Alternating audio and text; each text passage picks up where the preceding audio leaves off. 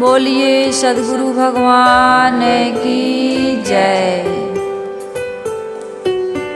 प्रातः स्मरणीय विश्व वंदनीय संत सम्राट सद्गुरु कबीर साहिब जी का यह बहुत ही मार्मिक भजन। मोरी चुनरी में परी गयो दाग पिया। सद्गुरु कबीर साहिब का कौन सा भजन है? मोरी चुनरी में परी गयो दाग पिया। ये चुनरी क्या है, कौन सा दाग लग गया और किस पिया से कौन कह रहा है, इस पर चर्चा विस्तृत रूप से होगी। इसके पहले कबीर आश्रम देवरी चैनल से जुड़े हुए समस्त श्रोता बंधुओं, माताओं, बहनों को सुबह की हार्दिक शुभकामनाएं। आज का दिन सभी के लिए सुखद एवं मंगलमय हो।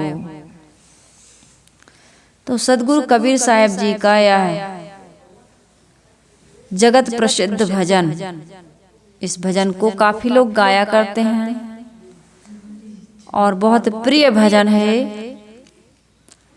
सद्गुरु कबीर साहिब हम सभी के हित के लिए, सबका कल्याण, सबका मंगल हो, इस भाव को रख करके यह जीवन जो मिला है ना, मानव जीवन, या हम सबका मानव जीवन सफल सार्थक हो।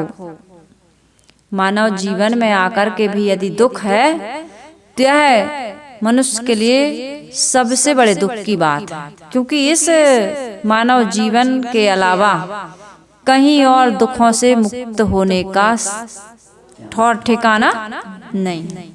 यदि मानव जीवन में आकर के भी हम और आप दुखी हैं तो फिर सुखी कहाँ होंगे बताइए? कहीं भी सुख मिलने वाला यह मानव जीवन दुखों से मुक्ति, दुखों से निवृत्ति दिलाने का एक मात्र साधन है।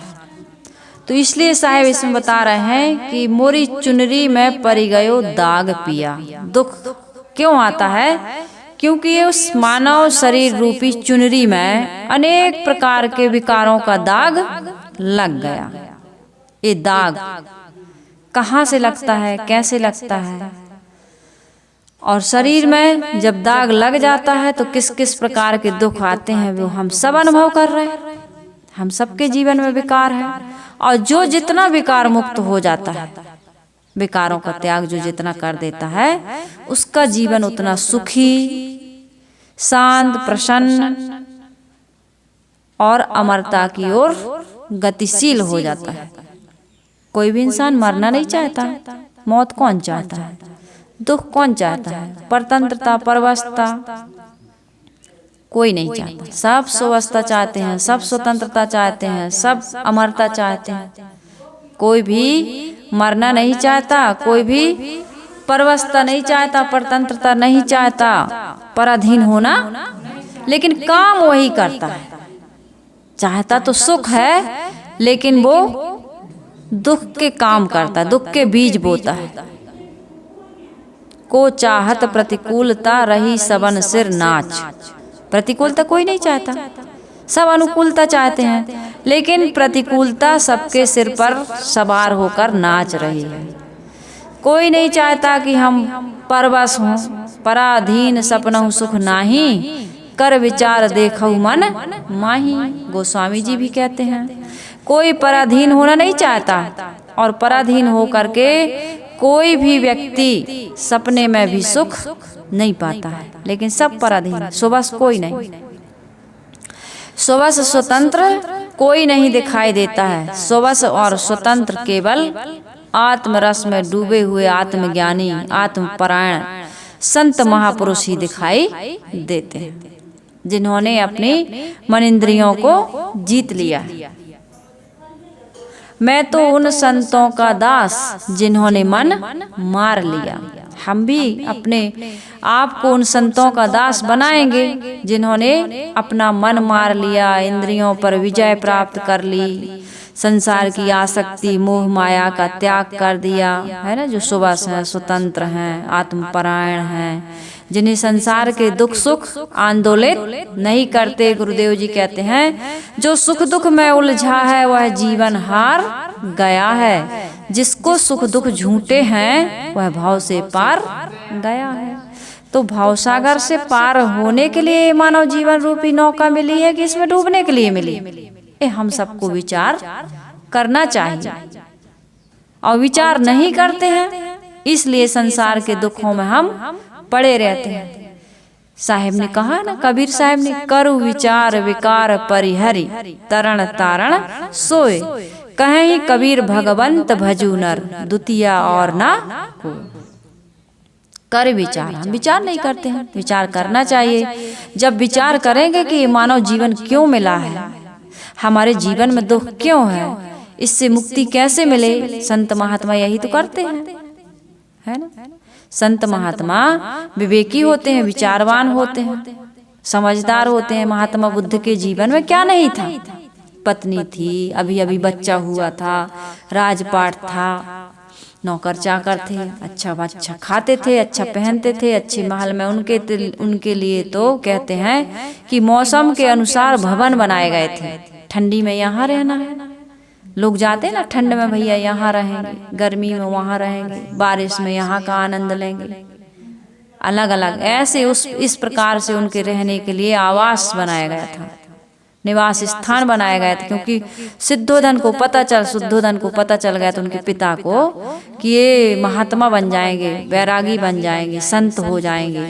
ये बच्चा के हस्त में रेखा है वैराग की, है ना। गोपका महाराज जी नहीं कहते थे कि मैंने बता दिया था इस बच्ची के हाथ में वैराग की रेखा है। जब मैं इस मार्ग में आई तो बताने लगी कि मैंने बताए थे आपको, बताए थे पहले, बताए थे, अब जब हो गया तब बता रहे हैं। तो ऐसे उनको बता दिया था, कहते हैं। ये सब चमत्कार की बात है, कोई नहीं जानता किसके जीवन में कब कौन सा मोड़ आएगा, है ना। लेकिन अब जब वो महात्मा बन गए, संत बन गए, त्याग दिए, तो इसके पीछे फिर ये बातें जोड़ी गई। तो महात्मा बुद्ध के जीवन में क्या नहीं था, अनुकूलताओं के बारे में कह रही हूँ।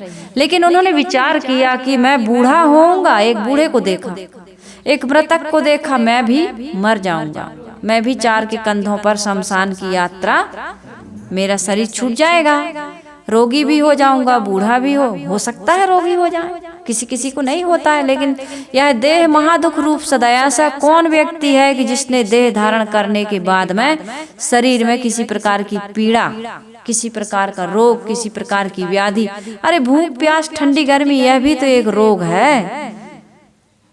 इस रोग को मिटाने के लिए, इसको साफ करने के लिए रोज सफाई करते हैं ना शरीर की, तो ये भी तो एक रोग है। हमारे संत गुरुजन कहते हैं कि भूख एक रोग है, और भूख मिटाने के लिए हमको भोजन की आवश्यकता पड़ती है। और ऐसे ही नहीं खा लेंगे पशु जैसे, है मनुष्य हो तो भाई नहाना भी पड़ेगा, सफाई शुद्धता से रहना पड़ेगा, जिन कपड़ों को पहनते हो उनको बदलना, नहीं धोगे नौकर चाकर तो बदलने तो पड़ेंगे, ब्रश मंजन तो करना पड़ेगा, मलमूत्र का विसर्जन तो करना पड़ेगा, मिलना जुलना तो पड़ेगा, सोना जागना तो पड़ेगा, सब कुछ करना पड़ेगा। तो यह देह महादुख रूप सदा। तो महात्मा बुद्ध के जीवन में सब कुछ था, लेकिन उन्होंने विचार किया कि बूढ़ा हो जाऊंगा, मर जाऊंगा, रोग लग सकता है, माँ के गर्भ में फिर जाना पड़ेगा। तो कबीर साहब यही कहते हैं कि तुम भी विचार करो, पुनरपि जननम पुनरपि मरणम पुनरपि जननी जठरे शयनम, कब तक इस भवचक्र में पड़े रहोगे।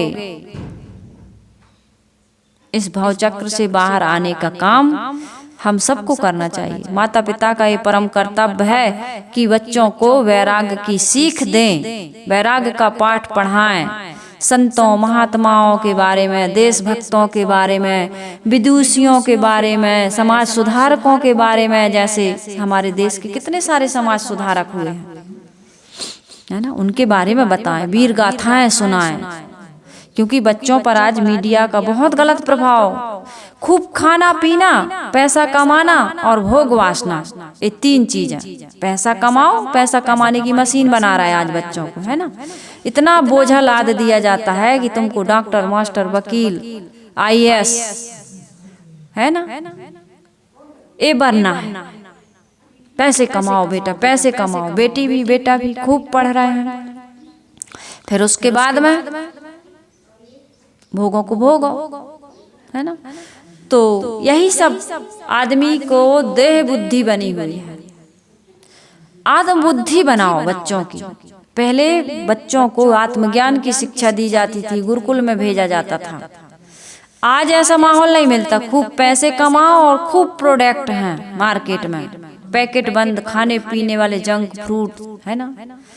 आज शुद्ध पानी भूल गए आदमी। पेप्सी, कोको कोला, हर मौसम में आइसक्रीम, इतना मार्केट सजा रहता है भोग खाद्य पदार्थों से, भोग पदार्थों से, कि आदमी देख देख के पैसा किसी भी प्रकार से कमाना, चोरी डकैती, बेईमानी, घूसखोरी, मिलावटबाजी, काम चोरी बढ़ती जा रही है। जब तक ये बढ़ेगा, जब तक भोग वासना विलासता ये सब बढ़ता रहेगा, स्वार्थ बढ़ता रहेगा, है ना, बदमाशी चोरी आदि बढ़ती रहेगी, आपके जीवन में सुख नहीं आएगा। त्याग होगा, वैराग होगा। पहले देखो बच्चों को हरिश्चंद्र की कथाएं बताते थे, मूरध्वज की कथाएं बताते थे, भक्त प्रहलाद की कथाएं बताते थे, ध्रुव की कथाएं बताते थे, है ना। माता मदालसा के बारे में बताइए, मीरा के बारे में बताइए, रानी लक्ष्मीबाई के बारे में बताइए, हैं, और अवंती बाई के बारे में बताइए, सावित्री बाई के बारे में बताइए, बाबा अम्बेडकर के बारे में बताइए। ये सब बताइए ना। सुचेता कृपलानी है, एक से एक कवित्री हुई, एक से एक विद्वान हुई लेडीज हैं, माताएं बहनें, है ना। देश की स्वतंत्रता में, देश की आज़ादी में, अंतरिक्ष में उड़ने वाली, और हर क्षेत्र में माताओं का वर्चस्व है। पहले से रहा, आज भी। वेद की ऋचाएं लिखी माताओं ने। ये तो बीच में बता दिया गया कि वेद मंत्रों को नहीं पढ़ सकती हैं, शूद्रों का अधिकार नहीं, स्त्रियों का अधिकार नहीं। ये ब्राह्मणवाद और ये मनुवाद ने समाज को बिल्कुल पतन की खाई में ले जाकर के ढकेल दिया। आज उबर नहीं पा रहा आदमी। 33 करोड़ देवी देवताओं की जो कथाएं बताई गई हैं, इन्होंने कुछ नहीं दिया देश को। हमारे जीवन, आत्म कल्याण, आत्म उद्धार, आत्म सुधार के लिए इन्होंने कोई बड़ी प्रेरणा नहीं दी है, जो संत महात्माओं ने दी है, जो समाज सुधारकों ने दी है। कितना त्याग, कितना बलिदान, कितना उनका समर्पण भाव। आज बच्चों को ये गाथाएं बताइए, ये गाथाएं नहीं बताओगे तो बच्चे केवल देह बुद्धि, भोग बुद्धि, काम वासना के शिकार हो रहे हैं। तो छोटे छोटे बच्चों के अंदर भी आज संस्कार हैं। ऐसा नहीं है कि बच्चों के संस्कार नहीं हैं, आज भी बच्चे ऐसे हैं। ट्रेन में मिली थी वो लड़की, कितनी बच्चियों का, छोटी छोटी कम उम्र की लड़कियों का, 18, 21, 20, 25 साल की लड़कियों का फोन आता है, लड़कों का फोन आता है। लोग साधु हो जाते हैं, साध्वियां हो जाती हैं, त्याग तपस्या और वैराग्य से रहते हैं। तो उनका उत्साहन करिए, उत्साह वर्धन करिए, उनका समर्थन करिए, उनका सहयोग करिए, उनको आगे बढ़ाइए। इस संसार के आग में जलने से कुछ मिलने वाला नहीं है। तुम खुद भोग रहे हो लेकिन दूसरे को बताते नहीं हो। तो ऐसा जीवन हमको जीना है। सदगुरु कबीर साहब कहते हैं, मोरी चुनरी में पड़ गयो दाग पिया। मनोवृत्ति जीव से कहती है, ये पिया कौन है? हमारा आत्म स्वरूप, आत्म भाव हमारा जगह नहीं। इसलिए हम असली परमात्मा को, असली पीयू को, असली पति को समझ नहीं पाए, पहचान नहीं पाए। तो ये मनोवृत्ति जीव से कहती है कि हे पति देव चेतन पुरुष, मेरी चुनरी में, शरीर एवं अंतःकरण में कामादि विकारों के दाग पड़ गए। बचपन से बच्चा क्या सीखता है? यही तो सीखता है, भोग वासना, है ना। ये बच्चा छोटा होता है, बस जो भी पाता मुंह में डालता है। मुंह में डालता है कि नहीं डालता? कुछ भी जो मिला मुंह में डालता है ना। तो भोग वासना, काम वासना और अनेक प्रकार की इच्छाएं बच्चे के अंदर कितनी धीरे धीरे देखिए उसकी वृद्धि होती है। भोग वासना, काम वासना, अनेक प्रकार की इच्छाएं, चाहनाएं, अनेक प्रकार के फिर भ्रम मान्यताएं। शुद्ध प्रकृति में जीना बच्चा जानता ही नहीं। स्व और पर दो तत्व हैं। स्व अपनी आत्मा जो एक रस है, और पर ये प्रकृति। जिन 5 तत्वों को लेकर के यह शरीर रूपी चुनरी बनी है, यह भी सत्य है, सनातन है, शाश्वत है। ये कभी नए सिरे से बनती बिगड़ती नहीं है, परिवर्तन होता है। और मन बीच में जो झमेला करता है, ये मन क्या है, प्रकृति से जुड़ता है, आत्मा से नहीं जुड़ पाता, अंतर्मुख नहीं हो पाता, क्योंकि वैसी शिक्षा, वैसा संस्कार, वैसे साहित्य, वैसी संगत नहीं मिल पाती है। तो ये पर प्रकृति से जुड़ता है। कौन? मनुष्य की मनोवृत्ति, मनुष्य का मन, बाहिर्मुखी बना हुआ मन। और ये क्या है, ये प्रकृति छल लेती है। कैसे? क्योंकि इसमें एक रास्ता नहीं है। तो इस कारण से आदमी के जीवन में दुख आ जाता है, आत्मा की ओर उन्मुख नहीं हो पाता है, वह प्रकृति की ओर उन्मुख रहता है। तो ये प्रकृति, आदमी कहता है शरीर झूठा है, अरे संसार झूठा है। न शरीर झूठा है, न संसार झूठा है, संबंध झूठा है। और इस झूठेपन की सही परिभाषा लोग नहीं कर पाते हैं। इस कारण से आदमी केवल वाणी तक रह जाता है, आत्मा का तो अनुभव है नहीं, ज्ञान है नहीं, और प्रकृति के बारे में भी अनुभव नहीं। शरीर प्रकृति के अनुसार चलता है और तुम उस पर जबरदस्ती करते हो। शरीर के साथ ये मन जबरदस्ती करता है, शरीर के साथ ये मन क्या करता है, जबरदस्ती करता है। इस कारण से दुख आता है। प्रकृति में दुख नहीं, आत्मा में दुख नहीं, ये मन बीच में जो बना हुआ है ना विकारी, ये आदमी से इतना भोग चाहता है, इतना विलास चाहता है। जरूरतें उतनी नहीं है, मतलब आवश्यकताएं उतनी नहीं है मानव जीवन में। और अन्य खानियों में आप देखिए कहाँ उतनी, जीवन कितना बढ़िया से उनका चलता है। लेकिन मनुष्य की कितनी इच्छाएं हैं, आवश्यकता से हटकर वो इच्छाओं में पड़ गया। खाने में देख लो, पहनने में देख लो, रहने में देख लो, है ना, आवास की जगह देख लो, पहनने ओढ़ने के। और भी जीव जंतु हैं, वो कहीं कपड़े गहने पहनते हैं, कपड़े पहनते हैं, परफ्यूम लगाते हैं, शैम्पू साबुन, और भी ब्यूटी पार्लर जाते हैं, किसी वाहन पर सवारी करते हैं।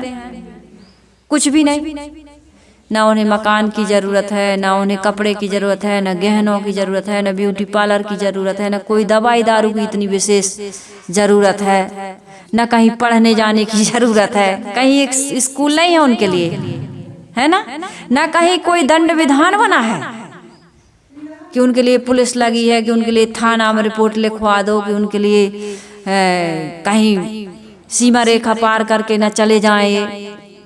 हाँ, उनको कुछ दायरा होता है, कुछ घेरा होता है। उनका जीवन कितना संतुलित, कितना संयमित है, और बड़ा सहज सरल सुखमय जीवन। लेकिन मनुष्य को जो मन मिला है, इसको संभाल न पाने से कितनी झंझट है, कितनी झंझट है। ये पेट भर नहीं खाता है, मनुष्य पेट भर थोड़ी खाता है, पेट से अधिक खाता है। जो मिला है, नींबू मिला, आम मिला, इमली मिली, सब्जियां मिली, उसको कितना बिगाड़ के खाता है। कहीं अचार बना के खाएगा, तो कहीं डोसा बना के खाएगा, तो कहीं पिज्जा बना के खाएगा, तो कहीं आमलेट बना करके क्या क्या बना करके खा रहा है। और फिर जब चटकारेदार बनाता है, चोख चटकारेदार, तो फिर आज तो फेवरेट चीज है हमारी। आप ऐसे ही सलाद खाइए, ऐसे ही फल खाइए, कितना स्वाद आता है। लेकिन आप उसको तल के, भूंज के, सेक के, जला के, गला के जब खाते हो, तो उसका स्वाद अब वही टेस्टी लगता है हमको, क्योंकि वो हम खाने लगे। तो ऐसे ही हर चीज की आदत बना ली हमने। तंबाकू, गुटखा, पान, शराब, कौन सा जानवर खाता पीता है बताओ? कोई पशु को, पक्षी को, जीव जंतु को नशा करते हुए देखा है?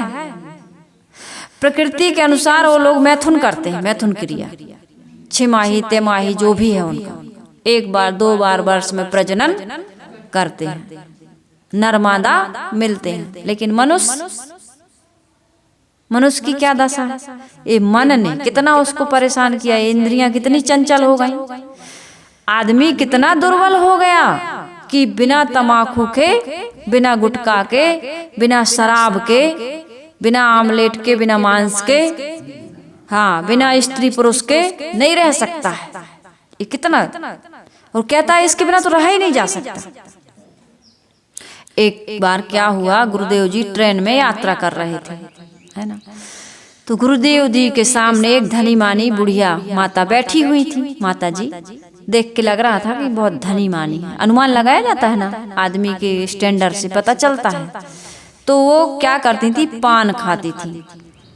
तो पान की चुलिया रखती थी, अपने यहाँ चुलिया कहते हैं जिस पात्र में रखते हैं। तो उस पान के पत्ते को निकालती थी, उसको झाड़ती थी, साफ करती थी। फिर उसमें अनेक प्रकार की, जो कोई पेपरमेंट खाते हैं ना लोग, क्या कहते हैं उसको, जाय पत्री है, पेपरमेंट है, लौंग है, इलायची है, सुपारी है, जर्दा है, चूना है, क्या क्या सब मिला के लोग अपना अपना नशा सब चीज अलग अलग उसमें डालती थी और कुछ चबा के खाती थी, फिर लगा के बीड़ा। तो आधा घंटा में खा पी के खत्म, फिर निकालती थी, फिर खाती थी। कई बार खाया। गुरुदेव जी ने कहा, देखो माता जी का कितना लंबा काम, इस काम को छीन ले तो माता जी परेशान हो जाएंगे। पान खाने वाले को कह दिया जाए बीड़ी सिगरेट शराब कोई भी, अब जो गहने पहने रहती हैं माताएं, यह भी पहनने की, अधिक गहने पहनने की आवश्यकता नहीं है। पुरुष नहीं पहनते, सुंदर लगते हैं कि नहीं लगते, लेकिन स्त्रियां अब पहन चुकी, नाक कान छिदवा चुकी गले में। कितने लोग तो इसी को लेकर लड़ाई झगड़ा होता है, हमको रानी हार चाहिए ही, अमुक प्रकार का नेकलेस चाहिए, अमुक प्रकार का कंगन। 20 साल हो गए शादी हुए, तुमने हमें एक जोड़ी कंगन भी नहीं लिए। कंगन को लेके, चूड़ी को लेके, बिंदी को लेके, मंगलसूत्र पायल को लेके, जब देखो सुनार के पास जाती रहती है ना। तो ये गहना बाहर की सुंदरता, बाहर का गहना, लेकिन एक है सद्गुण का गहना।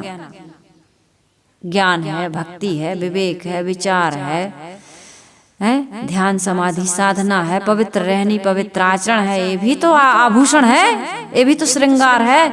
मनुष्य का असली श्रृंगार तो यही है, सादगी, समझदारी, सरलता, सहजता। तो माता जी का यदि पान खाने का काम उनको कहा जाए कि पान ना खाओ तो परेशान हो जाएंगे। वो कहेंगी बिना पान खाए कैसे रहें, लेकिन जो पान नहीं खाता वो भी रहता है कि नहीं रहता, और बड़े आनंद से रहता है। तो ऐसे ही जीव ने कितनी आदतें बना ली, कितने दाग लगा लिए, अनेक प्रकार के दाग। अब झूठ बोलने लगे, अब गाली देने लगे, अब लड़ाई करने लगे, अब ईर्ष्या करने लगे, मान छल दंभ पाखंड में पड़ गए। ये सब चुनरी, शरीर रूपी चुनरी में ये सब, चाहे दुर्व्यसन के हों, चाहे दुर्गुण के हों, चाहे किसी प्रकार की मान्यता के हों, अंधविश्वास के हों, अपने आप से अलग कोई ईश्वर ब्रह्म परमात्मा देवी देवता ग्रह लग्न मुहूर्त सगुन अपसगुन जो मानते हैं, ये भी बिल्कुल बेकार की चीज है, बिल्कुल अनावश्यक चीज है, आदमी को दुख में डालने वाली चीजें हैं। कहीं देवी हैं, देवता हैं, लोग लोकांतर में कहीं मुक्ति होगी हमारी, कोई भूत प्रेत होते होंगे, कोई ग्रह लग्न मुहूर्त होता होगा, दिशाशूल होती होगी, बिल्ली रास्ता काट देती है तो अब अपशगुन हो गया, एक्सीडेंट हो जाएगा, आंख फड़क रही है, छिपकली गिर गई, ये हो गया, कई प्रकार की बात। कितनी मानंदियों को लाद करके आदमी दबा हुआ है। ये सब दाग लगे हैं चुनरी में, और दाग वाली चुनरी सुंदरता शोभायमान नहीं होती है। मन में प्रसन्नता, जब हम साफ स्वच्छ कपड़ा पहनते हैं, नया कपड़ा पहनते हैं तो कितना खुश होते हैं। इसी प्रकार से हमारे शरीर रूपी चुनरी में कितने दाग लगे हुए हैं, लेकिन इस दाग को हम नजरअंदाज करते जाते हैं, समझते नहीं है, ध्यान देते नहीं है। तो इस निर्मल चुनरी को और निर्मल पवित्र बनाकर ध्रुव प्रहलाद सुदामा ने ओढ़ी, सुखदेव ने निर्मल कीनी, दास कबीर ने ऐसी ओढ़ी, ज्यों की त्यों धर देनी, चदरिया झीनी रे झीनी।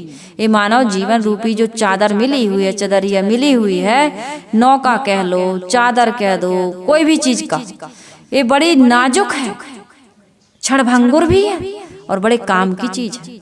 तो इससे दो ही काम करो मेरे मत से, तो समाज की सेवा और आत्मा का कल्याण, आत्मा का उद्धार। अनादिकाल से बहुत दुख भोगा है जीव ने, आज मानव जीवन मिला हुआ है, तो इस मानव जीवन में हमें यही काम करना है। आज तुम्हें समझ में आ गया, अच्छी बात है, बच्चों को समझाओ, नहीं मिला ना, कहाँ मिला सुख, कहाँ मिला? अंत में समझ में आएगा, उस समय तुम कुछ कर नहीं पाओगे। आज बच्चों को बता दो, अंत में जाते जाते मरते मरते कम से कम बच्चों को तो सही रास्ता बता करके जाओ।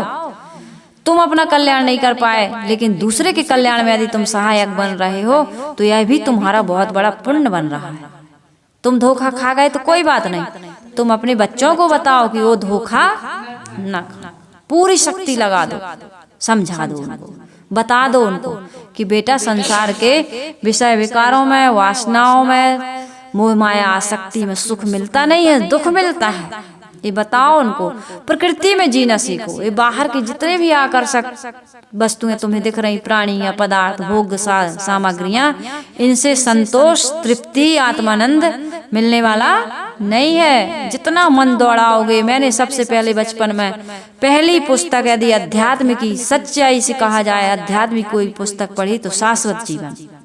मैंने उस दिन बताया था ना एक दिन, शाश्वत जीवन पढ़ो, वैराग संजीवनी पढ़ो, सदगुरु अभिलाष साहेब जी की भजनावली पढ़िए आप, कितना आनंद मिलता है, स्थायी आनंद, आत्मरस, आत्म अमृत मिलता है। और संसार के विषय भोग भरे गाना सुनिए, फिल्में देखिए, कोई धारावाहिक देखिए, कितनी उत्तेजना, कितना विकार, कितनी अशांति, कितना मन चंचल होता है, कितना विकारी और दुखी हो जाता है। तो इच्छा जीतो एक उसमें चैप्टर है, जब मैंने उसको पढ़ा तब मुझे समझ में आया कि वास्तव में इच्छा ही आदमी को परेशान करती है। आदमी को दुख नहीं है, इस सुख की इच्छा उसको दुख में डालती है। हमारे जीवन में दुख नहीं है, इस सुख की इच्छा हमारे जीवन में दुख लेकर के आती है। सुख की इच्छा मत करो। सुख छोड़े दुख है नहीं, विशाल साहब जी ने कहा है, सुख छोड़े दुख है नहीं, चाहे जहां तक ढूंढ, जो कोई चाहे सुख को, जो कोई दुख से बचना चाहे तो छोड़ो दुख की सूंड। सुख छोड़े दुख है नहीं, सुख को छोड़ दो, तुम्हारे जीवन में कोई दुख है नहीं। सुख छोड़े दुख है नहीं, चाहे जहां तक ढूंढ, फिर तुम ढूंढ मारो, यदि तुम्हारे अंदर सुख की इच्छा भी नहीं है तो तुम्हारे अंदर में कोई दुख नहीं रह जाए। चाहे तुम जहां तक ढूंढ लो, दुख नहीं मिलेगा। फिर जो कोई दुख से बचना चाहो, जो दुख से बचना चाहते हो तो छोड़ो सुख की सूंड, सुख पाने की इच्छा छोड़ दो, फिर तुम्हें दुख कहीं मिलेगा। ये सुख ही की इच्छा में तो आदमी इतना दुख बटोर रहा है। एक खाएंगे तो सुख मिलेगा, ये गाना सुनेंगे तो सुख मिलेगा, ये रूप देखेंगे तो सुख मिलेगा, इस व्यक्ति के साथ रहेंगे तो सुख मिलेगा, ये धन संपत्ति मिल जाएगी तो सुख मिलेगा, इतना कमा लेंगे, यहाँ घूमे आएंगे, ये खा लेंगे पी लेंगे तो सुख मिलेगा। लेकिन सुख मिलता नहीं। मिलता क्या है? दुख। और तृष्णा बढ़ जाती है। किसी भोग को जब हम भोगते हैं तो तृष्णा बढ़ जाती है। फिर क्या कहते हैं? तृष्णा है कि डाकनी है जीवन को काल, और निस्दिन चाहे जीवन करत बेहाल। हाल बड़ा बेहाल है। पूछो जरा, पूछो क्या हाल है? हाल बड़ा बेहाल है। अब तुम्हारा हाल बेहाल हो गया, मेरी नींद गई, मेरा चैन गया, करार गया, सब कुछ चला गया। तुम्हारा मन डोल गया, तन डोल गया, तो दिल का करार चला गया। तो मन नहीं डोलना चाहिए, तन नहीं डोलना चाहिए, तब तुम्हारा दिल का करार, दिल की शांति, दिल की प्रसन्नता, जब तुम्हारा दिल दिल पर रहेगा। तुम्हारा दिल तो इधर आ रहा, उधर जा रहा, हमारा दिल आ गया। अब दिल फेंक बने रहोगे तो जीवन में शांति मिलेगी? कहाँ मिली आज तक? साहिब कह रहे 5 तत्व की बनी चुनरिया, 16 से बंद लागे जिया। 5 तत्व से बनी है ये चुनरी। कौन कौन से तत्व हैं? मिट्टी, पानी, आग, हवा। मिट्टी, पानी, आग, हवा।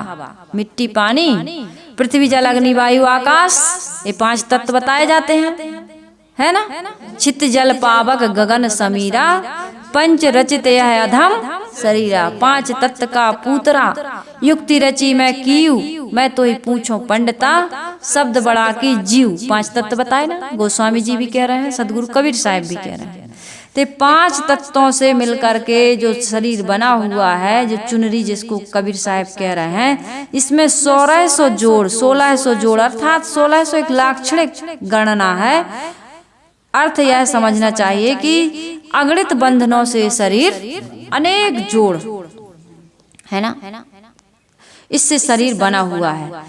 यह चुनरी मोरे मायके से आई, ससुरे में मनुआ खोए दिया, मोरी चुनरी में पड़ गए दाग पिया।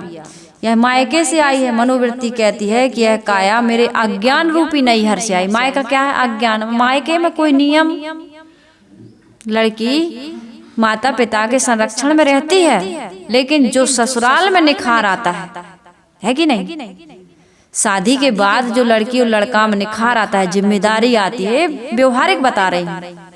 जब तक शादी ना हो, कहते ना भैया योग्य होगा शादी कर दो। शादी एक जिम्मेदारी।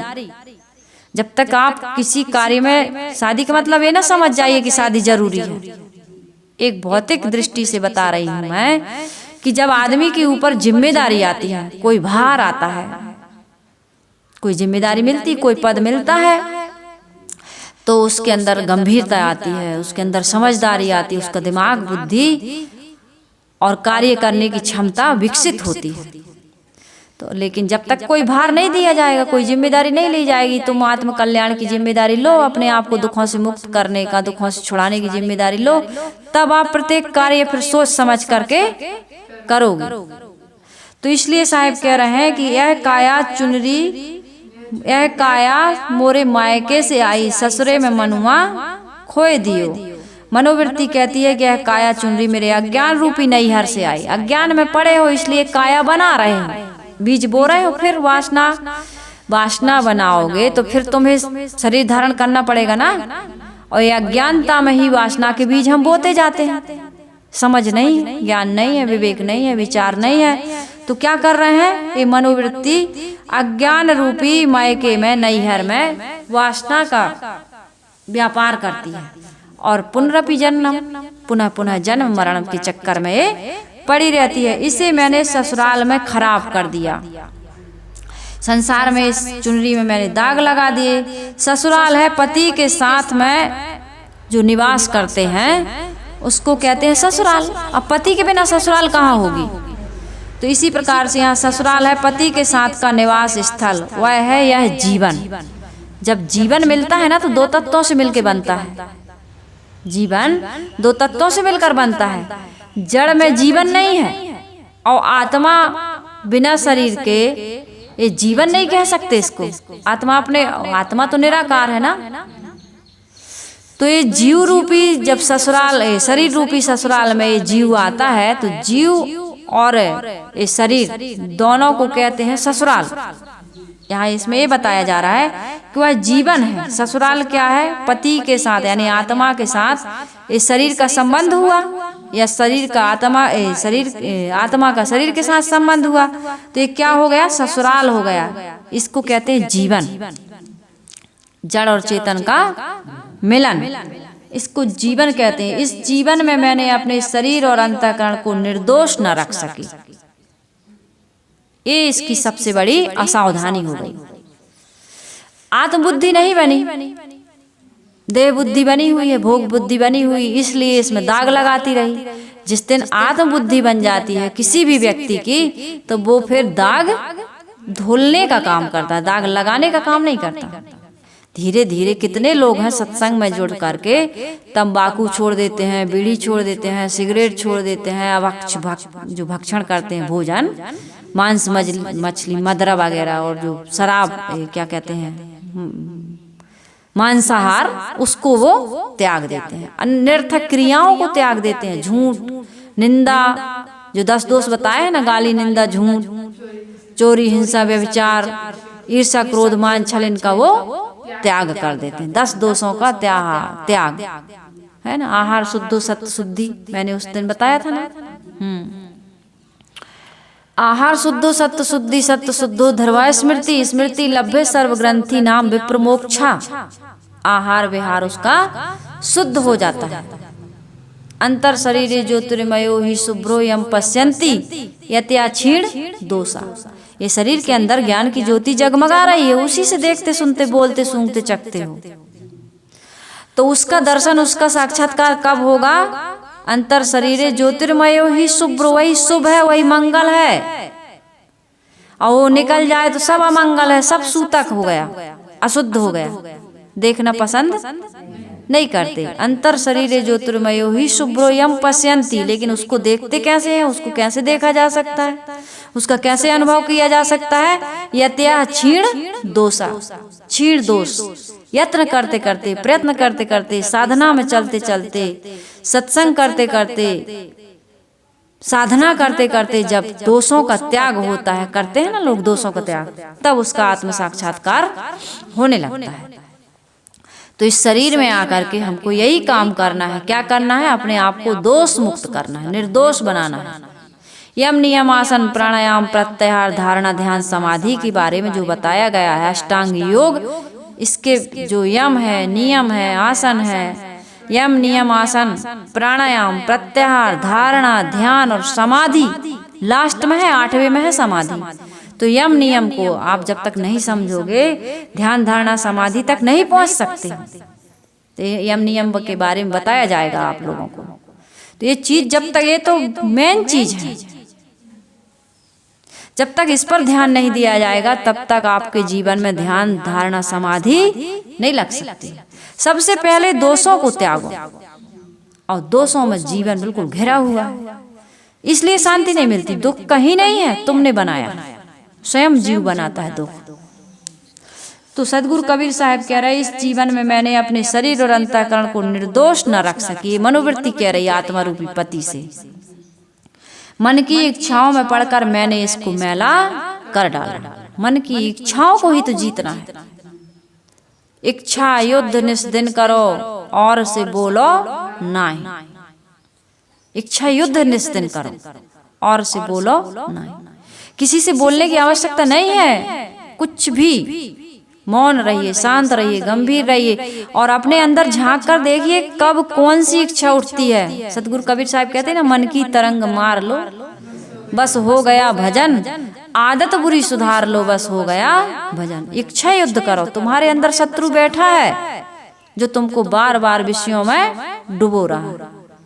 नित उठ नौआ नाव चढ़त है बेरही बेरा बोरे हो। बारंबार सुबह से उठे कि आपको वासना खाने की, पीने की, देखने की, सुनने की, सूंघने की, चखने की, है ना, अनेक प्रकार के विचार जिन्हें कहते हैं मनोविकार, वो आप पर सवार हो,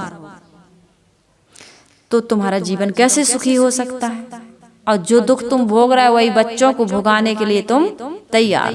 बच्चों को खूब आत्मज्ञान की शिक्षा दो और उनको बताओ कि बच्चा बच जाओ तो बहुत अच्छी बात है, संसार के रहट चक्र से बाहर निकलो, इस संसार में सुख नहीं है। तो सदगुरु कबीर साहब कहते हैं, मली मली धोई दाग ना छूटे, ज्ञान का साबुन लाए पिया, मोरी चुनरी में पड़ गए दाग पिया। मैंने रगड़ रगड़ कर धोने की चेष्टा की परंतु इसके दाग नहीं छूटे। हे चेतन देव, अब यहाँ चेतन देव, एक तो चेतन देव हमारी आत्मा है, असली पति, लेकिन उस पति तक पहुँचने के लिए सदगुरु रूपी चेतन देव की आवश्यकता पड़ती है। यहाँ एक पिया बाहर है, एक पिया भीतर है, असली पिया, ये नकली पिया नहीं। ये बाहर भी एक नकली पिया है जो संसार की आसक्ति और भोग वासना में डुबा देते हैं। पुरुष से स्त्री मिलती है और स्त्री से पुरुष मिलता है तो संसार की भोग वासना में और घी डालने का काम, जैसे आग जल रही और घी डालते हैं, ऐसे घी डालने का काम हो जाता है। फिर ऐसे फेरे पड़ते हैं और ऐसे ही वहां से अब बच्चे हो गए, बच्ची हो गई, तो फिर तो मजबूत फेविकोल का ऐसा जोड़ कि हाथी भी नहीं तोड़ सकता। उसमें पहले विज्ञापन आता था, टीवी देखते थे, है ना, फेविकोल का मजबूत जोड़, ये तो हाथी तोड़ भी दे, लेकिन इसको मन हाथी कभी तोड़ पाता? मन हाथी है, हाँ, लेकिन ये मन हाथी भी क्या, एक छोटे से अंकुश वासना का ऐसा अंकुश लगता है कि फिर तोड़ नहीं पाते हैं हम। तो इसलिए इसमें एक बाहर सदगुरु रूपी पिया है और एक भीतर अपनी आत्मा रूपी पिया है। तो उस आत्मा रूपी पिया से मिलने का एक साधन है सदगुरु रूपी पिया। तो सदगुरु रूपी पिया से मनोवृत्ति कहती है कि मली मली धोए दाग ना छूटे, ज्ञान का साबुन लाए पिया। ज्ञान ही एक ऐसा साधन है जो गुरु के पास है और वो ज्ञान जब हमें देते हैं तब हमें लगता है कि नहीं, अब धुलने का हमारे पास साधन मिल गया, अब हम धुल सकते हैं इस विकार को। ज्ञान के बिना धुल नहीं, क्योंकि आपको अज्ञान है तो अंधेरे में आप क्या काम करोगे बताओ। कुछ ज्ञान होगा तभी तो कुछ करोगे। तो ज्ञान का साबुन, दाग लग जाते हैं ना चुनरी में, तो साबुन से अच्छे से धोना भाई, मल मल के धोना, रगड़ रगड़ के धोना। तो इस चीज को हमें भी अपने अंतःकरण में कितने दाग लगे हुए हैं, कितनी गंदी गंदी आदतें हैं। शरीर में अलग दाग लगे हुए हैं विकारों के, और मन मस्तिष्क में अंतःकरण में अलग संस्कारों के दाग लगे हुए हैं। अनेक प्रकार के संस्कार बने हुए हैं ना। तो इसे धोने का साधन केवल सदगुरु के पास है। उस ज्ञान को सदगुरु कबीर साहब कह रहे हैं, मली मली धोई दाग ना छूटे, ज्ञान का साबुन लाए पिया, मोरी चुनरी में पर गयो दाग पिया। अंतिम लाइन सदगुरु कबीर साहब कह रहे हैं, कहे कबीर दाग तब छूटी हैं। अब साहब बता रहे हैं कि दाग कब छूटेंगे, जब साहेब अपनाए लिया। साहेब को जब साहेब अपनाते हैं तब ये दाग छूटते हैं। और तुम्हारा भी समर्पण होना चाहिए, तब तो साहेब अपनाएंगे। अब तुम्हारा समर्पण है नहीं। साहेब ने कहा ना, मैं चितवत हूँ तो ही को, तू चितवत कछु और, लानत ऐसे चित्त पर, एक चित्त दोई ठोर। तुम चाहते हो कि थोड़ा भोग भी भोग लें और थोड़ा त्याग में भी हम आगे हो जाए, तो एक ही काम। कबीर मन तो एक है, भावे तहाँ लगाओ, भावे गुरु की भक्ति करो, भावे विषय कमाओ। काम रस और राम रस, दो रस है। काम वासना, काम रस को चखोगे तो तुम्हारी मौत होगी, और राम रस को चखोगे तो कोई राम रसिक रस पियोगे जुग जियोगे, जुगान जुग जियोगे, फिर मरोगे नहीं, जन्म मृत्यु से छुट्टी मिल जाएगी। ध्यान कहाँ जा रहा है, जन्म मरण से मुक्ति छुट्टी मिल जाएगी, फिर बार बार क्यों क्यों करके माँ के गर्भ से बाहर नहीं आओगे। 9 महीने तक 9 मास उल्टा मुख किए माता उधर सोता रहा, वहां नहीं सोना पड़ेगा तुमको उल्टा। यहाँ एक दिन के लिए आदमी कह देता है तुमको तो ऐसी सजा देंगे, तुमको तो उल्टा लटका के मारेंगे, तो हम बड़ा बात लग जाती, चुभ जाती, उससे बोलते नहीं, उसके घर जाते आते नहीं, लेन देन बंद है ना। मुझे कह रहे थे उल्टा लटकाएंगे तुम्हें, और जो तुम जब खुद उल्टे लटकते हो तब, जिस कारण से तुम उल्टे लटकते हो उस कारण को छोड़ते हो नहीं छोड़ते हो, तो प्रकृति उल्टा लटकाएगी कि नहीं लटकाएगी। तो साहिब कह रहे हैं कि कहे कबीर दाग तब छूटी हैं, ये वासना के जो तुमने गंदे गंदे दाग लगाए हैं ये तभी छूटेंगे जब साहिब अपनाए लियो। तो अपनाएंगे तो तब, जब तुम वहां समर्पित होगे तब।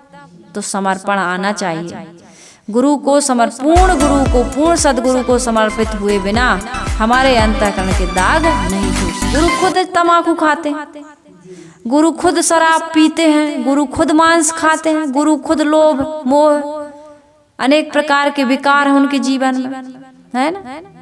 गुरु खुद बंधे हुए हैं, बंधे को बंधा मिला छूटे कौन उपाय, कर सेवा निर्बंध की पल में ले छुड़ाए, बताया जाता है ना। तो ऐसे गुरु का चयन करिए जो निर्मल हैं, पवित्र हैं, आत्मपरायण हैं, आत्म संतोषी हैं। ऐसे गुरु की शरण में जा करके विनय वंदना प्रार्थना करके अपने आप को दुखों से मुक्त करने का काम इस मानव जीवन में करना चाहिए। प्रत्येक मानव का यह कर्तव्य है कि मानव जीवन प्राप्त करके आत्म कल्याण का काम करे, दुखों से निवृत्ति का काम करे, तभी यह जीवन सफल सार्थक होगा। मैंने आप सबके बीच सदगुरु कबीर साहब का यह भजन रखा, मोरी चुनरी में परी गयो दाग पिया। बहुत सारे दाग लगे हैं, हम सबको विनम्रता पूर्वक, सरलता पूर्वक, निष्कपट भाव से सदगुरु की शरण में जा करके और अपने आत्म कल्याण की गुहार करनी चाहिए। और गुरु के बताए हुए रास्ते पर चलकर कहीं बाहर ईश्वर ब्रह्म परमात्मा, देवी देवता, भूत भवानी या ग्रह नहल नक्षत्र या व्रत उपवास इन सब में पढ़ना नहीं चाहिए। सबसे बड़ा व्रत वही जो बुरे कर्म को त्यागे। तीर्थ क्या है? तीर्थ वही जो कि पाप से तारत, पाप वही मन मध्य विकारा। सो सतसंगत तीरथ सत्य है, दुर्गुण नासत लागे ना बारा। सत्संग ही सबसे बड़ा तीर्थ है ना। तो उस तीर्थ में रोज डुबकी लगाओ, सत्संग रोज सुनो, अच्छे ग्रंथों का अध्ययन रोज करो, अच्छी लोगों की संगत का चयन करो, तभी जीवन में शांति आ सकती, तभी जीवन में प्रसन्नता आ सकती, तभी जीवन में दुखों से मुक्ति मिल सकती है। तो आप सबका जीवन सुखद हो, मंगलमय हो, आपके जीवन में किसी प्रकार का विकार ना हो, आपका जीवन किसी प्रकार से तनाव ग्रसित ना हो, उद्वेग रहित हो। इन्हीं सभी शुभकामनाओं के साथ मैं अपनी वाणी को यही विचार देती हूँ और कबीर आश्रम देवरी चैनल से जुड़े हुए समस्त श्रोता बंधुओं को, माताओं बहनों को बहुत बहुत आभार व्यक्त करती हूँ कि आप सभी लोग देवरी चैनल से इस प्रकार आत्मीय भाव से जुड़े हुए हैं। आप सबका सहयोग मिल रहा है, आप सब मेरी वाणी को सुनकर अपने जीवन में शांति की प्राप्ति कर रहे हैं, मेरे परिश्रम को सफल और सार्थक बना रहे हैं। तो आपका बहुत बहुत आभार। और यहीं पर मैं अपनी वाणी को विराम दे रही हूँ। बोलिए सद्गुरु भगवान की जय।